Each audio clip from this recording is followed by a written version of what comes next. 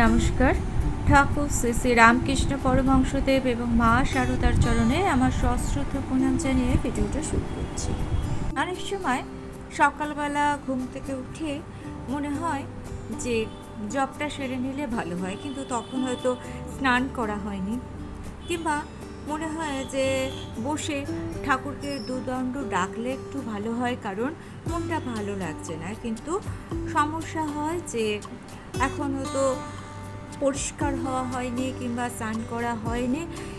এই রকম প্রশ্ন কিন্তু অনেকের মনেই আছে। অনেক সময় দেখবেন কোনো শারীরিক সমস্যা, সেক্ষেত্রে আপনি স্নান করতে পারছেন না। সেক্ষেত্রে কি করবেন? তাহলে কি আপনি ভগবানকে ডাকতে পারবেন না? আর সবথেকে বড় প্রশ্ন হলো, ভগবান কি স্নান করা, কাপড় পরিবর্তন করা এগুলো দেখেন, না মন দেখেন? এই সব প্রশ্নের উত্তরই আজকে জানব ঠাকুর রামকৃষ্ণদেব, মা শারদা এবং গীতায় ভগবান শ্রীকৃষ্ণ কি বলেছেন তারই পরিপ্রেক্ষিতে।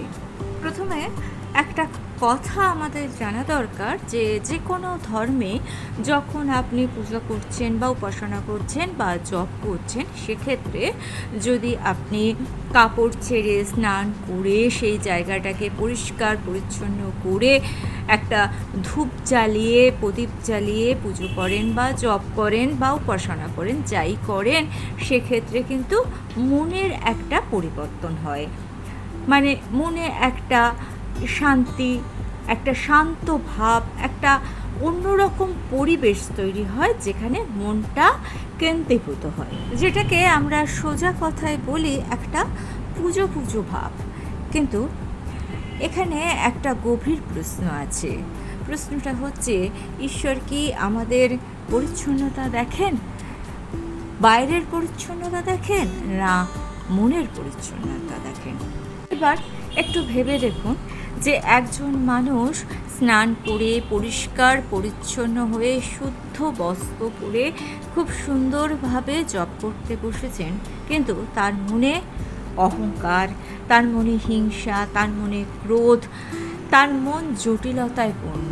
আর অন্য একটি মানুষ, সে হয়তো স্নান করতে পারেনি, সে হয়তো বাসি কাপড়টাও ছাড়তে পারেনি, সে যেমন তেমনভাবে ঈশ্বরের সাধনা করতে বা জপ করতে বসে গেছেন, কিন্তু তার মন পরিষ্কার, সে মন প্রাণ দিয়ে ঈশ্বরকে ডাকছেন। তাহলে ঈশ্বর কার ডাক শুনবেন? ঠাকুর শ্রী শ্রী রামকৃষ্ণদেব বলতেন, ঈশ্বর অন্তর্যামী, তিনি মন দেখেন, তিনি কাপড় দেখেন না, তিনি বাইরেটা দেখেন না, মনের ভেতরে তোমার কি আছে সেইটাই দেখেন। এখানে একটা বাস্তব উদাহরণ দিই। কোনো বাচ্চা যদি ময়লা জামা কাপড় পরে মার কাছে যায়, মা কি সেক্ষেত্রে তাকে দূরে ঠেলে দেয় যে তোমার জামা কাপড় ময়লা, তাই তোমাকে কাছে আসতে দেবো না? তা নয়, মা কিন্তু সন্তানকে কাছে টেনে নেয়, কারণ সন্তান তার অতি প্রিয়। তেমনভাবেই ঈশ্বর আমাদের বাইরের অবস্থা নয়, ভেতরের ডাকেই সাড়া দেন। তাই তো ঠাকুর বলতেন, সরলতা আর ভক্তি এটাই প্রয়োজন, নিয়ম দরকার, কিন্তু নিয়ম যেন ভক্তির পথে বাধা না হয়ে দাঁড়ায়। একটা বাস্তব পরিস্থিতি একটু ভাবুন, যে কোনো মানুষ হয়তো সকালবেলা ঘুম থেকে উঠেছেন, ভোরবেলা সুন্দর শান্ত পরিবেশে তার মন একেবারে প্রসন্ন হয়ে গিয়েছে, তখন তিনি ভাবলেন এই সুন্দর শান্ত পরিবেশে একটু জপ করি বা একটু ভগবানের আরাধনা করি বা ভগবানকে ডাকি, কিন্তু তখন তার স্নান হয়নি। তিনি ভাবলেন যে স্নান তো হয়নি, তাহলে স্নান করে তারপরে ভগবানকে ডাকবো। এইবার স্নান করে তিনি নিজের দৈনন্দিন কাজে এতটাই ব্যস্ত হয়ে পড়লেন, ভগবানকে সারাদিনে আর তার ডাকাই হলো না। এটা ভালো হলো না? সকালবেলা যে তিনি ভেবেছিলেন সেই সময় ভগবানকে ডাকবেন, সেটা ভালো হলো? আসলে ঠাকুর বলছেন যে যখন মন চায় তখনই ভগবানকে ডাকা উচিত। তাই তো ঠাকুর বলতেন যে যখন মন ঠাকুরের দিকে যায় বা ঈশ্বরের দিকে যায়, তখন দেরি করো না, কারণ মন সর্বত্র এদিক ওদিক ঘুরে বেড়াচ্ছে। তাই যখনই মন চাইবে তখনই ঈশ্বরকে ডাকুন। আর একটু ভেবে দেখুন, সবার পরিস্থিতি কিন্তু সমান নয়। কেউ অসুস্থ, কারোর ছোট বাচ্চা আছে, কারোর হয়তো কাজে বেরিয়ে যেতে হয় খুব তাড়াতাড়ি। তাহলে তারা কি ঈশ্বরের নাম নেবেন না? ঈশ্বর কোনো কঠিন পরীক্ষক নন, তিনি করুণাময়। তিনি সবসময় তার ভক্তদের সুযোগ দেন, কখনো বাধা দেন না। সেজন্যই ঠাকুর বলতেন, যখন মন চায়, যেভাবে মন চায় ঈশ্বরের আরাধনা করো। বাহ্যিক নিয়ম সাহায্য করে আপনাকে ঈশ্বরের আরাধনায় মন বসাতে, কিন্তু সেটা কিন্তু হতেই হবে বা থাকতেই হবে সেরকম কিছু নয়। আসল হচ্ছে ভক্তি, আন্তরিকতা আর সততা।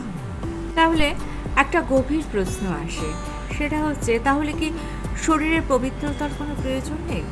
এ প্রসঙ্গে মা সারদা দেবী এমন সুন্দর উত্তর দিয়েছেন যে যেটা শুনলেই আপনি বুঝতে পারবেন যে কখন শরীরের পবিত্রতার প্রয়োজন আছে আর কখন শুধু নামকে আঁকড়ে ধরে থাকতে হবে।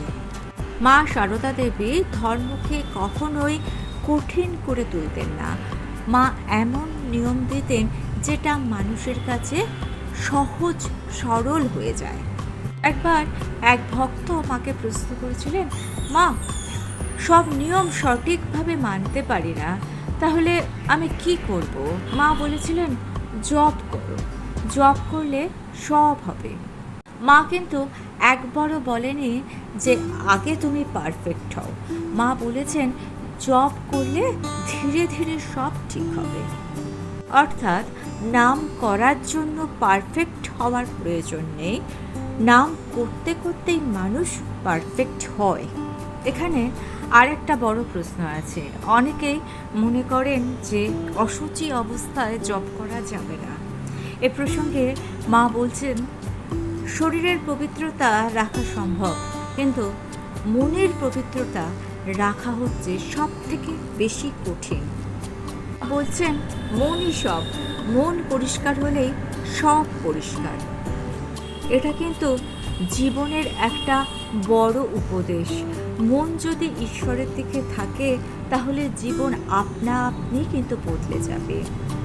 মা সারদা কখনো কোনো অবস্থাতেই নাম বন্ধ করতে বলেননি। মা বলেছেন, যে অবস্থায় তুমি থাকো না কেন নাম করবে, কারণ নামই হচ্ছে সব থেকে বড় আশ্রয়। ঠাকুর বলছেন, যখন তোমার মন খারাপ তখন বেশি করে নাম করো, যখন তুমি সমস্যায় পড়বে তখন নাম করো। নাম করতে বেশি কিছু লাগে না, নাম করতে লাগে শুধু আন্তরিকতা। এখন একটা বাস্তব উদাহরণ দিয়ে, ধরুন একজন মা সারাদিন কাজ করেন, তিনি সন্তান সামলায়, তিনি সংসারের কাজকর্ম করেন, কিন্তু পুজো করার সময় তিনি পাচ্ছেন না। তাহলে তিনি কি ভগবানকে ডাকবেন না? মা বলতেন, যে কোনো সময় যে কোনো অবস্থাতে ভগবানকে ডাকা যায়। রান্না করতে করতেও ভগবানকে ডাকা যায়, বাসন মাজতে মাজতেও ভগবানকে ডাকা যায়। মা বলতেন, শুধু আসন পেতে বসলেই কি ঈশ্বরকে পাওয়া যায়?